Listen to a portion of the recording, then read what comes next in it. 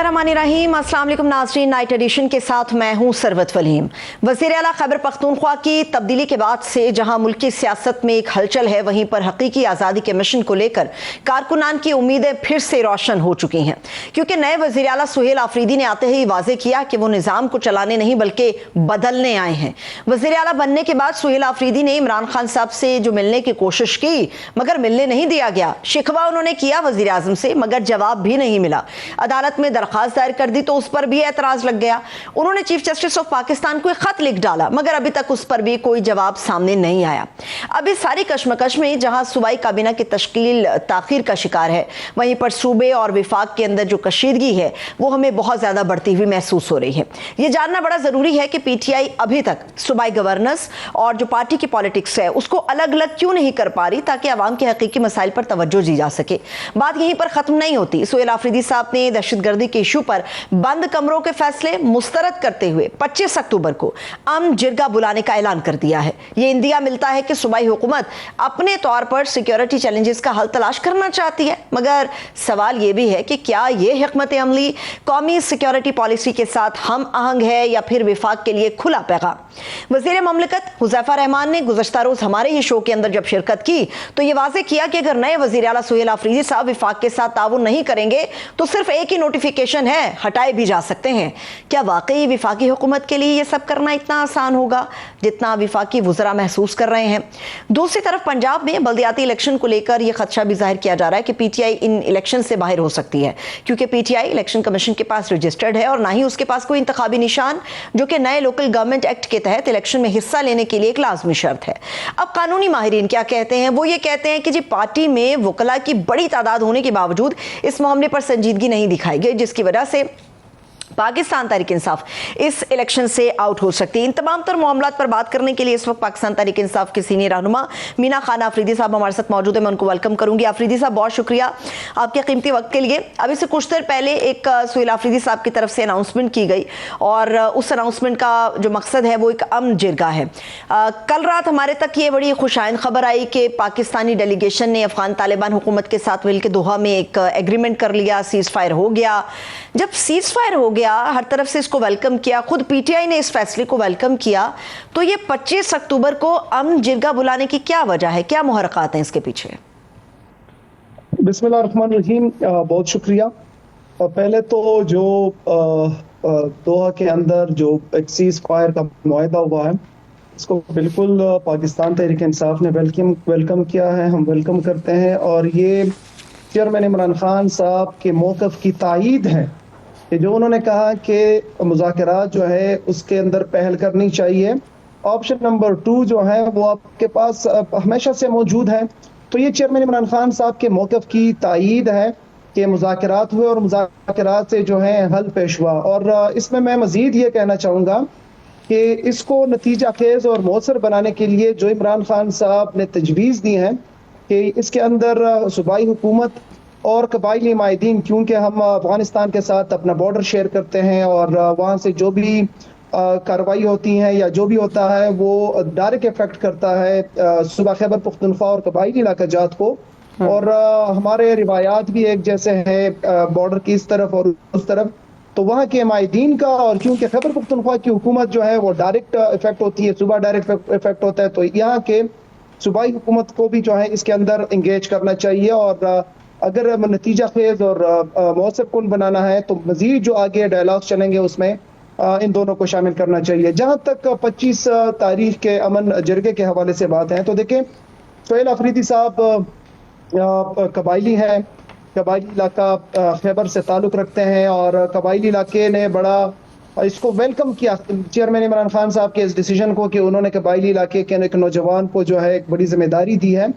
तो एक तो वहाँ पे जाएंगे, उन लोगों का शुक्रिया भी अदा करेंगे, उन लोगों के साथ मिल बैठेंगे भी।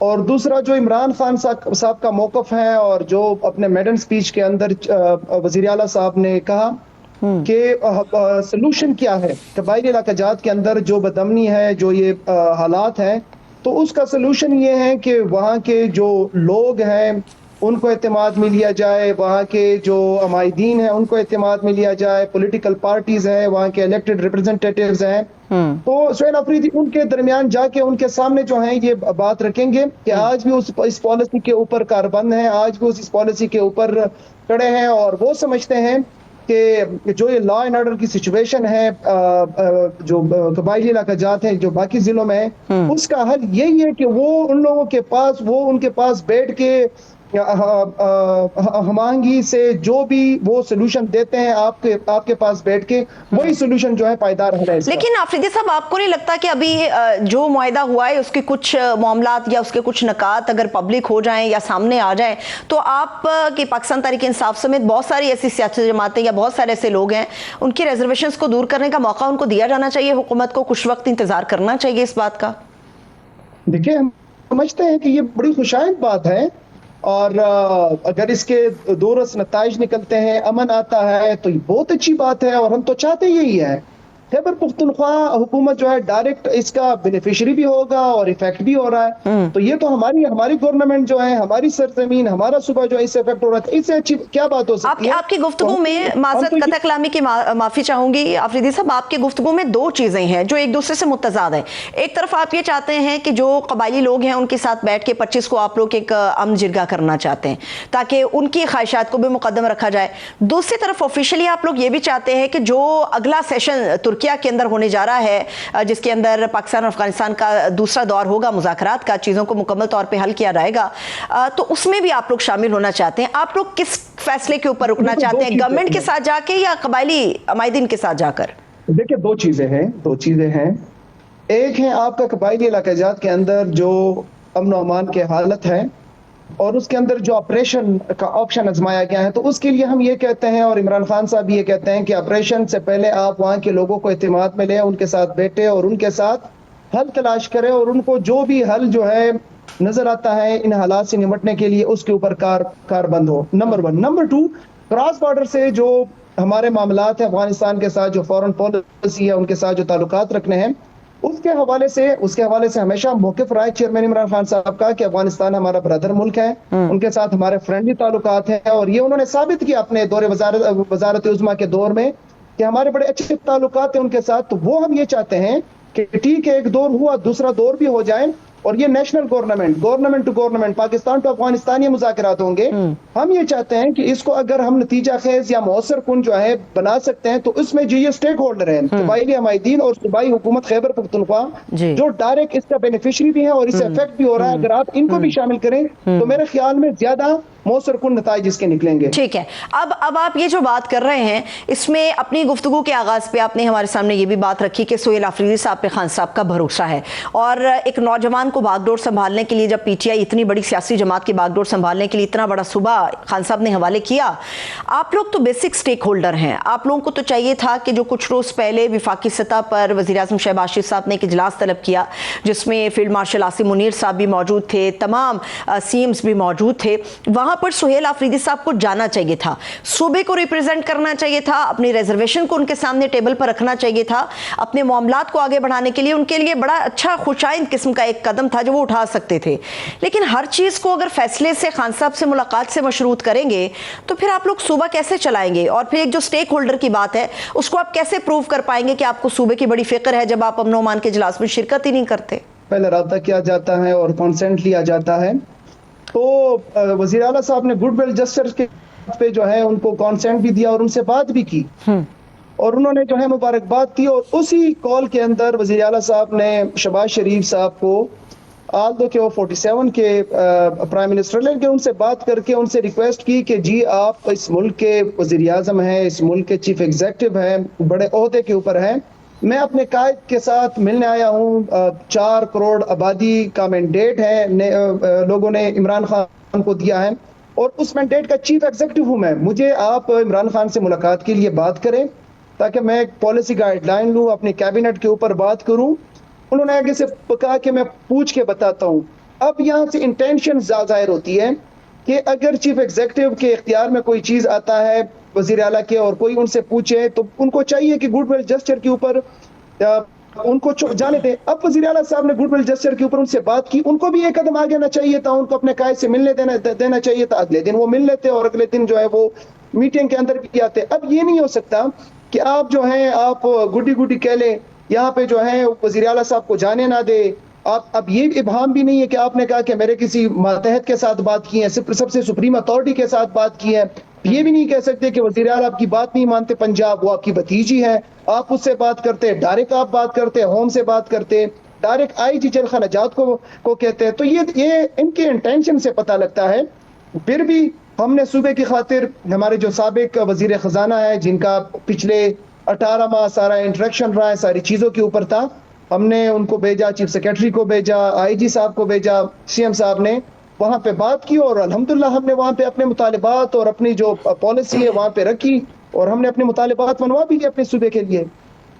ठीक है, लेकिन ये जो आप बात कर रहे हैं, जो हुकूमत की तरफ से मौक़िफ़ आ रहा है, इस बात को तो सभी जानते हैं कि प्राइम मिनिस्टर शहबाज शरीफ साहब ने सुहेल अफरीदी साहब को कॉल की, उनको मुबारकबाद भी दी सीएम मुंतखब होने की। लेकिन ये जो कहा जा रहा है ना पीटीआई की तरफ से कि हमें यकीन दहानी कराई गई कि हम मैं पूछ कर बताता हूँ, तो हुकूमत की तरफ से ये मौक़िफ़ है कि ये वन साइडेड स्टोरी है और ये वन साइडेड स्टोरी ही आगे बढ़ रही है। अगर ऐसी कोई बात होगी तो हुकूमत की तरफ से भी बयान किया जाएगा।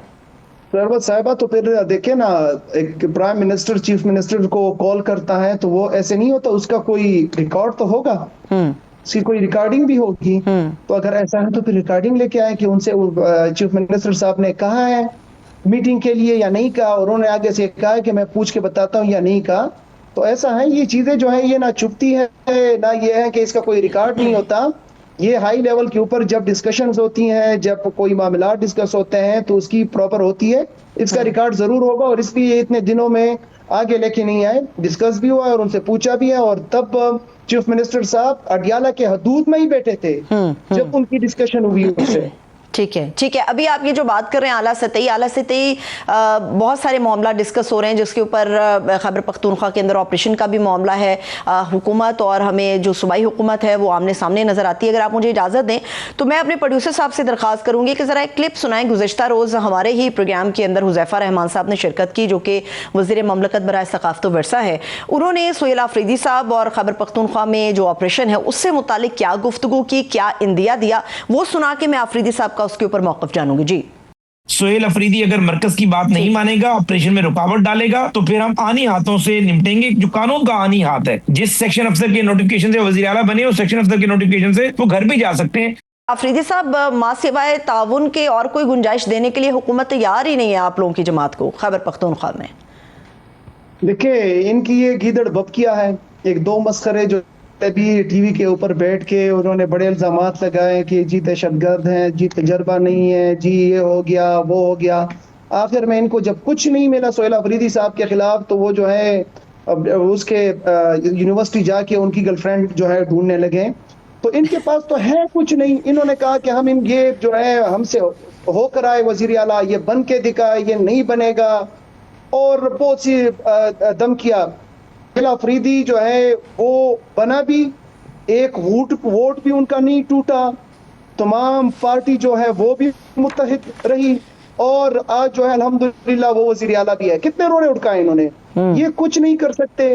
फार्म 47 की हुकूमत है, फार्म 47 के बुनियाद पे ये लोग आए हुए हैं हुकूमत में, 17 सिर्फ इनकी सीटें हैं, इखलाकी इनके पास कोई ताकत नहीं है। तो ये लोग जो है दूसरे को क्या कह सकेंगे। पूरे खैबर पख्तूनख्वा के अवाम सुहेल अफरीदी के पुश्त पे खड़े हैं, तमाम 92 MPs उनके पुश्त पे खड़े हैं, और सबसे बढ़ के कबायली इलाका जात जो है वो उसको ऑन करते हैं। उनका एक एक फर्द, एक एक शहरी, एक एक बुजुर्ग जो है वो सुहेल अफरीदी साहब को ऑन करता है।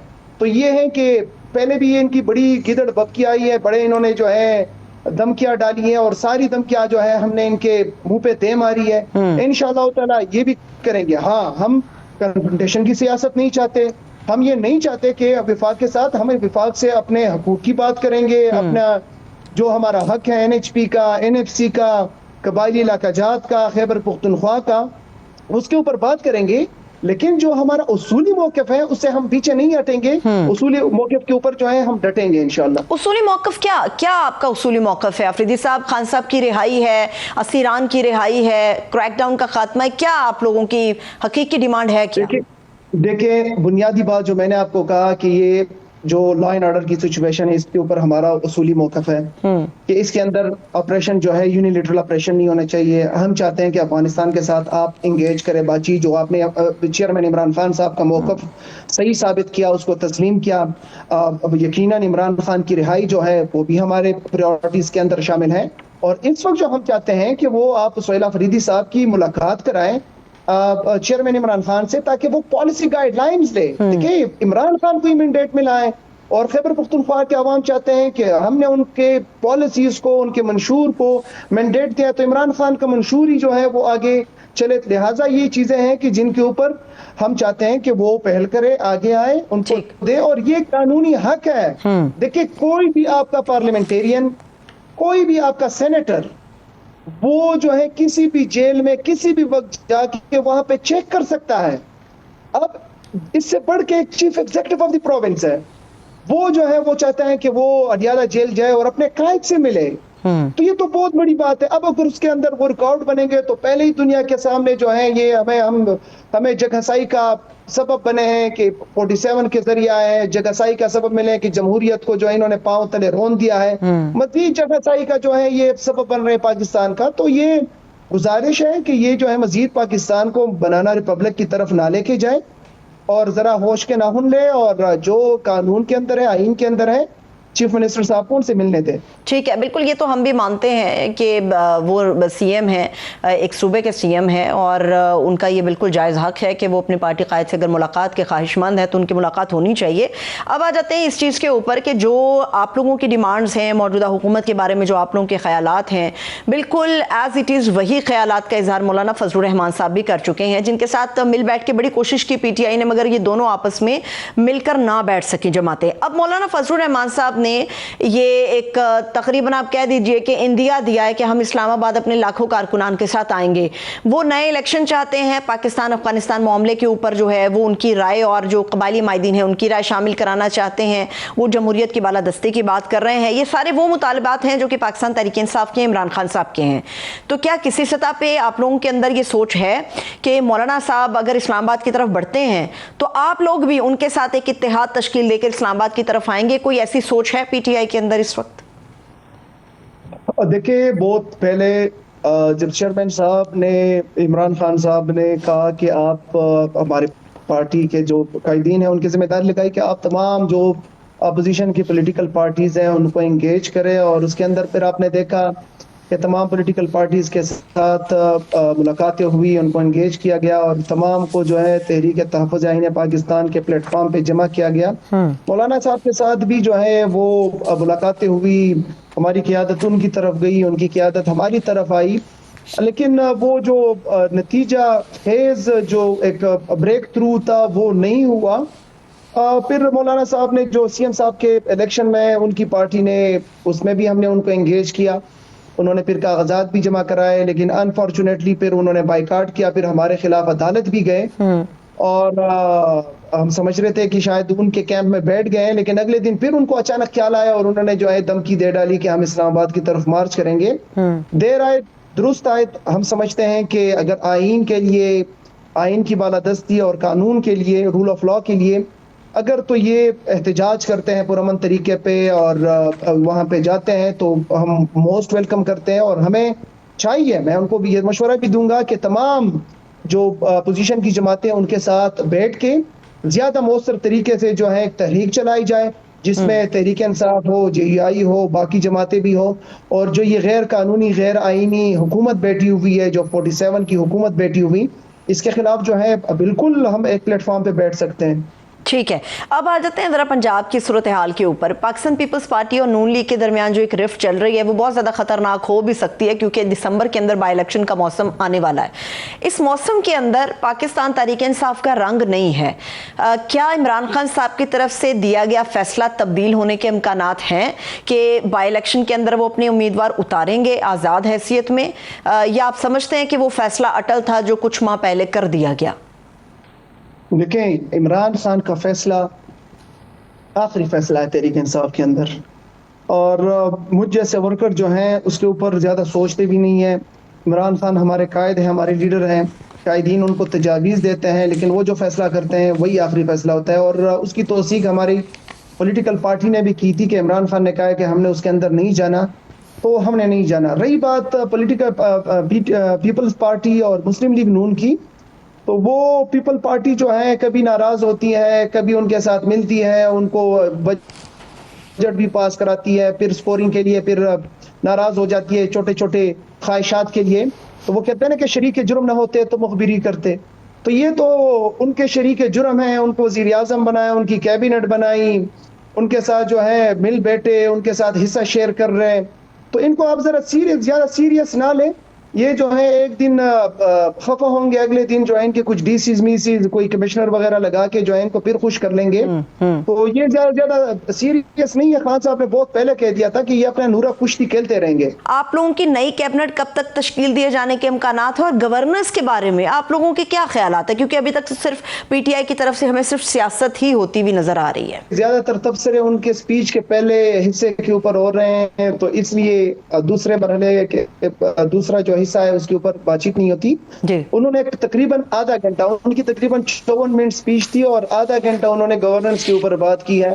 उन्होंने हेल्थ के ऊपर बात की, एजुकेशन के ऊपर बात की, उन्होंने फॉरेस्ट एंड क्लाइमेट चेंज के ऊपर बात की, उन्होंने जो है सोशल वेलफेयर के ऊपर बात की, एहसास के ऊपर बात की, उन्होंने टूरिज्म के ऊपर बात की और अपना लाहेमल भी दिया। और कल जो है चीफ मिनिस्टर साहब गुड गवर्नेंस और जो लॉ एंड ऑर्डर की सिचुएशन है उसके ऊपर आला सतही मीटिंग भी कर रहे हैं। बहुत सी चीजें जो है आपके सामने इंशाल्लाह ताला कल आ जाएंगी जो उनके इनिशिएटिव्स हैं। बहुत शुक्रिया। मीना खान आफरीदी साहब हमारे साथ मौजूद थे। इसके साथ एक छोटा सा ब्रेक लेते हैं, आप लोग हमारे साथ रहिएगा।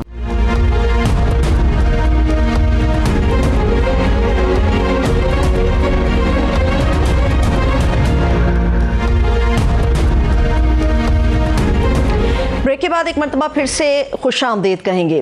पाकिस्तान और अफगानिस्तान के दरमियान हज़ारों किलोमीटर तवील सरहद पर एक हफ्ते तक तनाव और खूनी झड़पें रहने के बाद बिलाखिर कतर और तुर्किया की सालसी में फौरी तौर पर सीज फायर का मुआहिदा हो चुका। दोनों ममालिक में अब फॉलो अप मुज़ाकरात 25 अक्टूबर को दोबारा से इस्तांबुल में होने जा रहे हैं ताकि जंग बंदी को बरकरार रखने के साथ साथ एक दूसरे के तहफ़्फ़ुज़ात और खदशात को भी दूर किया जा सके। अफगान तालिबान को इस बात का बड़ा गुरूर था कि अफगानिस्तान की सरजमीन बड़ी ताकतों और सल्तनत का कब्रिस्तान रही, तो वो भारत के आशीर्वाद लेकर अब पाकिस्तान को भी प्रेशर में ले आएगा। लेकिन अफगान तालिबान शायद ये भूल गए कि सोवियत यूनियन की यलगार हो या फिर अमेरिका का तसल्लुत, ये जंगें वो कभी नहीं जीत सकते थे अगर उनको पाकिस्तान की मुआवनत हासिल ना होती। पाकिस्तान ने ना सिर्फ अफगानिस्तान के लिए मगरबी दुनिया से डबल गेम के ताने सुने, बल्कि भाईचारे में लाखों अफगानियों का बोझ भी बरसों बर्दाश्त किया और आज तक कर रहे हैं। इसके बावजूद भारतीय ईमा पर अफगान तालिबान ने फितनतुल खवारिज के साथ मिलकर जो पाकिस्तान पर हमला किया, उस तारीखी गलती पर पाक फौज ने ऐसा मुंह तोड़ जवाब दिया कि अफगान तालिबान 2 ही रोज में जंग बंदी की दरखास्तें लेकर हमारे सामने आ गए। अब सीज फायर होने के बाद अहम नुकता है कि आर्जी जंग बंदी के दौरान भी अफगानिस्तान सरजमीन से मुसलसल दहशतगर्दों के हमले जारी रहे, तो क्या दोहा मुज़ाकरात के बाद दहशतगर्दों के ये हमले मुकम्मल तौर पर रुक पाएंगे? इसी पर बात करने के लिए दिफाई तजियाकार है मेजर रिटायर्ड मेसम रजा साहब, उनको वेलकम करेंगे। बहुत शुक्रिया मेजर साहब आपके वक्त के लिए। मेजर साहब, जैसे मैंने खुद भी बयान किया, दोहा का एक एग्रीमेंट हो गया, यकीनी तौर पे पाकिस्तान के लिए एक बहुत बड़ी कामयाबी है, लेकिन इसको हम मुस्तकिल हल तो नहीं कह सकते, ये तो वक्ती रिलीफ है। बिस्मिल्लाहिर्रहमानिर्रहीम। सबसे पहले तो आपका मैं बहुत मशकूर हूँ कि आपने मुझे मौका दिया वक्त के इस अहम तरीन मौजू पर। इसमें कोई शक नहीं है सबक कि जंगें जो हैं वो मसले का हल नहीं होती, और कभी भी कोई झगड़ा, कभी लड़ाई जो है वो हल नहीं है, मगर सम टाइम आपको पीस के लिए जंग लड़नी पड़ती है। और ये हमने 9 अक्टूबर से हमने देखा कि जो एक उस वक्त हमारे ऊपर ये जारियत मुसल्लत की गई कि आप इसमें जरा डीटीजी देखिएगा कि डेट टाइम ग्रुप, कि वो वक्त का तयन कोइंसिडेंस नहीं था कि जब जयशंकर और मुत्तकी साहब जो हैं वो बामियान के टूटे हुए बुतों की पीछे पिक्चर के आगे खड़े हुए जो एक मुश्तरका बयानिया उस वक्त दे रहे थे 9 अक्टूबर को, उसी लम्हे उसी मिनट में पाकिस्तान के ऊपर अफगानिस्तान से अटैक आता है। अब ये एक कोइंसिडेंस नहीं था, ये एक बड़ी सिंक्रोनाइज्ड मूव थी, ये एक मैसेज था कि ये एक कोऑर्डिनेटेड अटैक है और ये एक क्लियर एक मैसेज था पाकिस्तान को और पूरी दुनिया को कि भारत अब जो है वो बजाय इसके कि मार्का हक के में जो उसको शिकस्त का सामना अपने से 10 गुना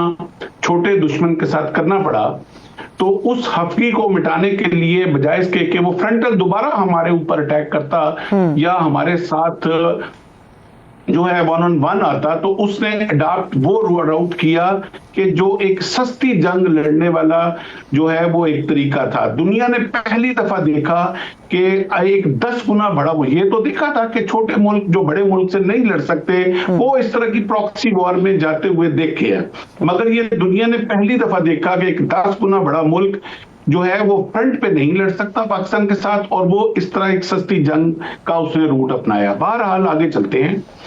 तो ये जो 9 अक्टूबर को पाकिस्तान के ऊपर जारियत मुसल्लत की गई और उसके बाद कॉन्टिन्यूअस एक दहशतगर्दी जो है वो पाकिस्तान के ऊपर मुसल्लत की जाती रही, और भारत का जो सोशल मीडिया था एज यूजुअल उसको बढ़ा चढ़ा कर, जिस तरह उन्होंने मई में भी लाहौर के अंदर समंदर पैदा कर दिया था और इस्लामाबाद के अंदर भी बहर हिंद आ गया था जी। तो वही सोशल मीडिया दोबारा अफगानिस्तान के लिए सपोर्ट में शुरू हो गया कि JF-17 इतने गिर गए और ये ब्ला ब्ला। बहरहाल सच है एंड ट्रूथ प्रिवेल्ड। ये जो आपने बड़ी खूबसूरत बात की कि जो बयानिया इन्होंने पकड़ा हुआ था कि हम जो हैं वो सुपर पावर्स का कब्रिस्तान है, मगर ये अफगानी भूल गए कि इनका रोल उसमें सिर्फ एक गोरकन वाला था। मारता कोई और था, पिटते किसी और के थे, ये सिर्फ दफनाते थे उस कब्रिस्तान में। और गोरकन कभी भी जो है वो चौधरी नहीं होता इलाके का, और हमेशा जंगे लड़ने के लिए एक डेप्थ चाहिए होती थी, एक स्ट्रेटेजिक डेप्थ चाहिए होती थी, और वो स्ट्रेटेजिक डेप्थ इनको प्रोवाइड की पाकिस्तान ने जी। और जब एक मुनज़्ज़म स्ट्रेटेजिक डेप्थ के साथ और दुनिया की 5वीं बड़ी एक न्यूक्लियर जो सुपर पावर जो पीछे इनके खड़ी होती थी, तो ये सुपर पावर के साथ बड़ी कामयाबी के साथ लड़ते रहे। और आज हमी की बिल्ली हमी को म्याऊं म्याऊं पे जब उतरी, तो उस म्याऊं म्याऊं का जिस खूबसूरती से पाकिस्तान ने जवाब दिया, तो मेरा ख्याल है कि अब उसके पास म्याऊं करने की भी गुंजाइश बाकी ना रही थी। बहरहाल जो हुआ हम उसको आगे चलते हैं, और कल जो मुआहिदा हुआ रात को और उसमें जो सबसे अहम मैं जो पॉइंट देखता हूं उसमें तुर्की और जो है वो कतर का एक जो एज ए ग्रेंटर रोल है, ताकि अब जो है ये दोनों कंट्रीज जो हैं इस मुआहिदे को मॉनिटर करेंगे। और जो जी ठीक है, लेकिन बिल्कुल मेजर साहब मैं यही बात करना चाह रही थी कि चलिए पहले अभी कतर में, फिर अगला दौर अभी तुर्किया के अंदर इस्तांबुल में हो जाएगा, लेकिन हम ये देखते हैं कि अफगानिस्तान के साथ हमने जितना प्यार मोहब्बत और बरादराना रिश्ता रखा, ठेस भी उतनी ही गहरी उन्होंने हमें पहुंचाई इस दफ़ा, और इसमें कोई हमें शक बाकी नहीं रहता। अगर अब भी मुआहिदे के बावजूद अगर अफगान सरजमीन से पाकिस्तान के खिलाफ दहशतगर्दी होती है, हमले होते हैं या इस मुआहिदे की खिलाफ वर्जी होती है, तो निगरान कौन होगा, कौन निगरानी करेगा इसकी? देखिए, इसमें इस मुआहिदे मैंने पहले ही जो आपके सवाल से पहले ही शायद वो अर्ज कर दिया कि सबसे खूबसूरती जो इस मुआहिदे की वो ये है कि दोहा और इस्तांबुल जो है वो इसमें गारंटर हैं, और अगला दौर जो है, जिस तरह आपने भी अपने ओपनिंग नैरेटिव में बयान किया कि अगला दौर जो है वो इस्तांबुल में इसका होने जा रहा है। ठीक है, अब मैं इसमें गारंटर तो ये 2 कंट्रीज हैं, और अब अगर इसकी मॉनिटरिंग के दौरान ये दोबारा अपनी सरजमीन जो कि एक गैर मुबहम पाकिस्तान के इस बयानिए की शिक की जीत हुई है कि अफगानिस्तान की सरजमीन आइंदा दहशतगर्दी के लिए इस्तेमाल नहीं होगी। अब इसमें 2 चीजें, एक तो इस चीज का कि आइंदा ये सरजमीन दहशतगर्दी के लिए इस्तेमाल नहीं होगी, तो एक उसके साथ साथ पाकिस्तान का वो बयानिया सच साबित होता है कि ये पहले सरजमीन दहशतगर्दी के लिए इस्तेमाल होती रही। तो गारंटर जो है, जो आपके सवाल का जवाब है, वो तो इस वक्त दोहा और तुर्किया है, और मेरा ख्याल है कि इस खित्ते में इनसे बड़ा गारंटर और इनसे बड़ा है वो कोई नहीं हो सकता। हाँ, अगर हम चाहते तो सऊदी अरब को भी बीच में डाल सकते थे, लेकिन चूंकि सऊदी अरब का जो डिफेंस पैक्ट है हमारे साथ कि पाकिस्तान के ऊपर कोई भी दहशतगर्दी हमला जो है वो सऊदी अरब के ऊपर हमला कंसिडर किया जाएगा, तो उस लिहाज से सऊदी अरब अभी गारंटर नहीं हो सकता। ठीक है, अच्छा, लेकिन मेजर साहब आपको नहीं लगता ये होना चाहिए कि अब चूंकि यकीन दहानी अफगानिस्तान की हुकूमत ने पाकिस्तान को करा दी इस एग्रीमेंट के जरिए कि उनकी सरजमीन जो है वो दहशतगर्दी के खिलाफ इस्तेमाल नहीं होनी चाहिए, इस एग्रीमेंट को मजीद मजबूत इस तरह से किया जा सकता है और ऐन मुमकिन है किया भी जाए कि अगर ऐसा कोई वाकया रूनुमा होता है तो ना सिर्फ पाकिस्तान बल्कि जो अफगानिस्तान की हुकूमत है वो भी इन लोगों के जहां जहां पर भी सेफ हेवन्स हैं वहां पर मुश्तरका तौर पर पाकिस्तान के साथ मिलकर कार्रवाई करेगी, ताकि जो एतमाद का फुकदान इस वक्त पाकिस्तान और अफगानिस्तान के अंदर है उसको किसी हद तक कम किया जा सके और एग्री भी एक दूसरे को किया जा सके कि हाँ, अगर जो आप बात कर रहे हैं वो बिल्कुल दुरुस्त है। आपके ख्याल में ये नहीं होना चाहिए?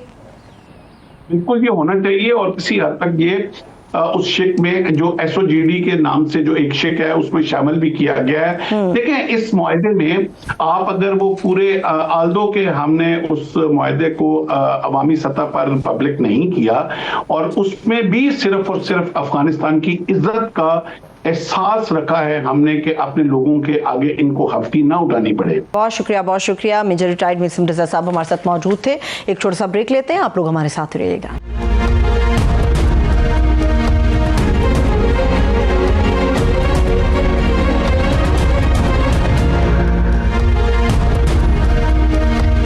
ब्रेक के बाद एक मरतबा फिर से खुश आमदीद कहेंगे। ज़रा सोचिए नाजरीन कि एक पाकिस्तानी जो बरसों मेहनत करता है, आला तालीम भी हासिल करता है, ख्वाब ये रखता है कि वो अपने वतन की खिदमत करेगा, तरक्की भी खूब करेगा, मगर जब उसे अपनी मेहनत के सिले में रोज़गार नहीं मिलेगा, सहूलत नहीं मिलेगी, जीने की उम्मीद नहीं मिलेगी, तो वही नौजवान जिसे ये धरती अपने मुस्तकबिल का ममार कहती है, अपना मुस्तकबिल किसी और मुल्क में तलाश करने के लिए निकल पड़ता है।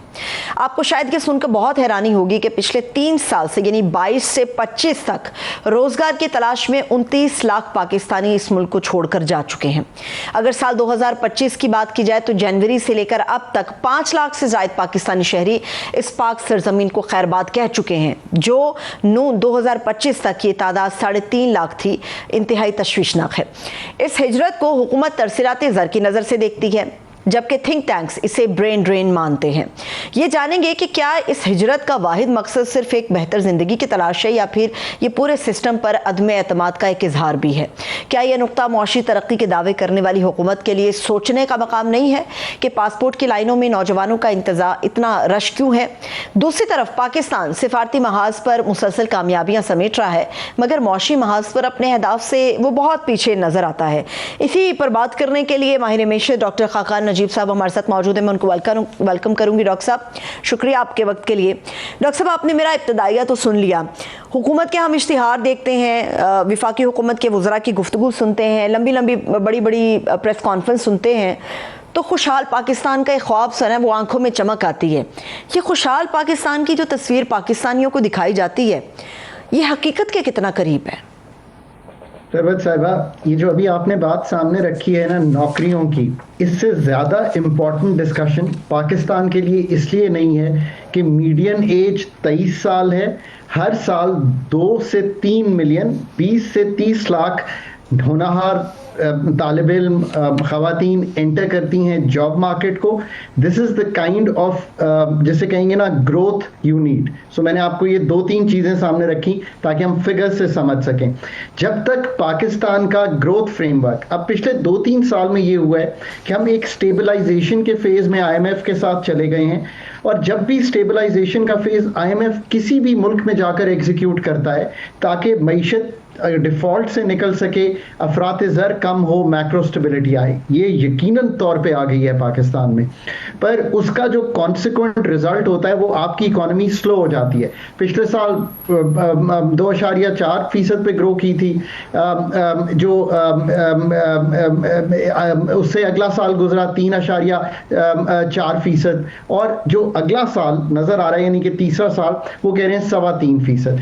सो आप ये समझ सकती हैं कि इस स्लो ग्रोथ में 1% ग्रोथ जो है पाकिस्तान में वो तकरीबन 4 लाख नौकरियां निकालती है, मतलब ऑन दी एवरेज। सो अगर आप 3% पे भी एवरेज ग्रो करें तो 1.2 मिलियन जॉब्स निकली। आपको 2 मिलियन हाउस से निकलने वाले तालिब इल्मों को नौकरी देनी है. So that is the gap which goes abroad. And then there are some blue collar workers also. Economy जब स्लो होगी तो कम फैक्ट्रियां लगेंगी, कम कंस्ट्रक्शन होगी, सो ब्लू कॉलर जॉब्स भी कम निकलेंगी. The most important point is the following. दुनिया में किसी भी मुल्क ने, China for example, Vietnam for example, south Korea, इन्होंने अगर प्रॉस्पेरिटी दी है लोगों को, सिर्फ एक जरिया है उसका, और वो है opportunity of a job, whether white collar और ब्लू कॉलर. क्योंकि ये जो इनकम सपोर्ट है, कामयाब प्रोग्राम है पाकिस्तान का, इससे हम 10 मिलियन हाउस होल्ड्स के पास जाते हैं, बट वो एक सप्लीमेंटल है कि आप सतह गुर्बत से नीचे हैं, आप कैलोरीज अपनी पूरी कर सकें. Job opportunity is the only way. अब पाकिस्तान बार बार 24वीं बार स्टेबलाइजेशन के डॉक्टर के पास है. What we need in Pakistan is a doctor जो पाकिस्तान की सर्जरी कर सके, पाकिस्तान की ईज ऑफ डूइंग बिजनेस का, एनर्जी का, डीरेगुलेशन का, लिबरलाइजेशन का, प्राइवेटाइजेशन का, ताकि मौके खुल सकें. पाकिस्तान में जो एफडीआई भी आती है वो भी एक्सपोर्ट ओरिएंटेड नहीं होती. वो क्या होती है कि यहाँ पे आके सोप बेच देंगे, यहाँ पे आके दुकान खोल देंगे, यहाँ पे आके मोबाइल फोन बेच दे देंगे, सर्विसेज क्रिएट कर देंगे. They are catering to the 25 crore अवाम, but not export generating. CPEC 1 का भी जो पहला फेज है वो इंफ्रास्ट्रक्चर, पावर, एनर्जी इंफ्रास्ट्रक्चर पे रहा. So job creation remains weak. That's why these people look abroad. ठीक है, मैं आपको जरा रोकूंगी, डॉक्टर साहब. ये जो नौजवानों की आप बात कर रहे हैं, ये हमारे जो बच्चे बच्चियां अपने कॉलेज के अदवार में हैं या यूनिवर्सिटी के अंदर दाखिल हो चुके हैं, छोटे मोटे से कोर्स कर रहे होते हैं. जब इन बच्चों से, हम नौजवानों से बात करते हैं तो उनकी एक बड़ी बेसिक एक डिमांड है. जब आप उनसे बात करते हो कि आप क्यों कर रहे हो, वो बताते हैं हम यहाँ से चले जाएंगे, इस मुल्क से चले जाएंगे, फलाने मुल्क में हमें इतनी इनकम जनरेट होगी, पर मंथ हम इतना जनरेट कर पाएंगे. उनका शिकवा ये है कि पाकिस्तान की इकोनॉमी के अंदर नौजवानों के लिए स्पेस नहीं है. हमारी इकोनॉमी में वो चीज ही नहीं है जो नौजवानों को स्पेस देती है. तो जब आप सर्जन की बात करते हैं, सालों दहाइयां गुजर गई, ये सर्जन कहां से मुयस्सर आएगा पाकिस्तान को कि हमारा नौजवान यहां पर रह जाए, वो सर्जरी भी कर दे और पाकिस्तान की इकोनॉमी के मामलात भी दुरुस्त हो जाए. हमें तो दहाइयां गुजर गई, वो सर्जन नहीं कभी मिला. Absolutely a great question, right? Again, आप इसको इस तरह देखिए ना कि पहले तो आपको यार ये बिलीव करना है कि दुनिया के साथ कारोबार करके ही आगे बढ़ेंगे. 30 अरब डॉलर की एक्सपोर्ट पे कुछ भी नहीं बनेगा. That is your main issue. फिर आपको ये बिलीव करना है कि सरकार ने एनर्जी सेक्टर नहीं चलाना, इसको जब प्राइवेटाइज करेंगे तो नई नौकरियां निकलेंगी. मसलन मैं एक मिसाल दूं, आप सोचें कि हमने पीटीवी के अलावा किसी को इस वक्त ना दिया होता licence to open up a channel, क्या 80 चैनल खुलते? आपके सामने कैमरामैन, प्रोड्यूसर, क्या आप इस तरह की नौकरियां बिलीव कर सकते थे? हमें अपनी इकोनॉमी को सांस लेने का, और जिस तरह आप इन लोगों की भी बात कर रही हैं, उनको भी सांस लेने का मौका देना है. और दूसरा ये भी उनको बताना है कि ये जो परमानेंट जॉब का तासुर है ना कि आप सरकार में जॉब करें, 90% of the people would like to work in the government because वो समझते हैं कि ये एक दफा लग गए 60 साल पे रिटायर होंगे. गवर्नमेंट को अपना माइंडसेट तब्दील करना है कि उनको परमानेंट नौकरी की बजाय स्पेशलिस्ट लाने हैं. सर्जन क्या है, देखिए, यू नीड प्रोफेशनल मिनिस्ट्रीज. कुछ मिनिस्ट्रीज प्रोफेशनल के बगैर चल ही नहीं सकती. Energy is one of them, finance is one of them, economics is one of them, because ये सब्जेक्ट इस किस्म के हैं कि आप इनको कर नहीं सकते मैनेज बगैर इसके. फिर आपको जरूरत नहीं है कि आप एयरलाइन उड़ाएं, मतलब कोई बिल्कुल जरूरत नहीं है. 835 अरब रुपए का नुकसान in terms of debt and liabilities खड़ा किया है पीआईए ने पिछले 15 साल में. आपको जरूरत नहीं है. तो इनको माइंडसेट को तब्दील करना है लोगों के भी. और ये बात आपकी दुरुस्त है कि जब तक पाकिस्तान की इकोनॉमी को सांस लेने की गुंजाइश नहीं मिलेगी, स्टेट का फुटप्रिंट कम नहीं होगा, ओवरऑल माइंडसेट तब्दील नहीं होगा. पाकिस्तान में जो तालीम भी है उसको भी देखना पड़ेगा कि कितने हमने लेके जाने हैं लोग जो मास्टर्स करें, कितने लोगों को बैचलर्स या हुनर की तरफ लेकर जाना है. अब इसमें एक इंपॉर्टेंट बात है कि 5 हुकूमतों का बड़ा मेजर हाथ है. एक तो फेडरल गवर्नमेंट है ना, 4 और हुकूमतें हैं, तालीम भी उनके पास है, सेहत भी उनके पास है, ज़कात, उशर, इनकम सपोर्ट भी, एक्चुअली पॉवर्टी उनके पास है. So they all have to start pulling in one direction. Big projects और better policies. So you have to start restructuring the country in a manner. ये भी नहीं है कि ये 3 से 5 साल में किया नहीं जा सकता. पाकिस्तान को बड़ी टेल विंड है इस वक्त. एक स्टेबिलिटी के अलावा सीपेक 2 में कुछ उम्मीद है. डिफेंस पैक्ट के बाद सऊदी अरेबिया के साथ कुछ उम्मीद बंदी है कि कोई इन्वेस्टमेंट निकलेगी. 19% टैरिफ है. अब अपना घर के ये जो मामला आज हमने डिस्कस किए ना, और दूसरी बात ये कि डेवलपमेंट बार्गेन, या जिसको कहते हैं ना कि आपके जो एलीट हैं उनको यार ये तय करना पड़ेगा कि इस मुल्क में हमने पनपने देना है, ना कि हमने जिसे कहते हैं ना ऐसा कारोबार करना है कि पावर प्लांट लगाएं, हुकूमत गारंटी कर दे 17% डॉलर पे रिटर्न. हम एक कंपेटिटिव इकोनॉमी की बजाय एक risk free dependent on the government rents economy बना रहे हैं. अब ये किसने ठीक करना है? ये इंसेंटिव भी सरकार ने. इट इज दो सर्जन्स जिनको आज ये काम करने का मौका मिल सकता है, ठीक है, अगर हम ओवरऑल डिसाइड कर लें. सही. बहुत शुक्रिया डॉक्टर खाकान नजीब साहब हमारे साथ मौजूद थे. इसके साथ ही मुझे इजाजत दीजिए. अपना बहुत सा ख्याल रखिए. खुदा हाफिज.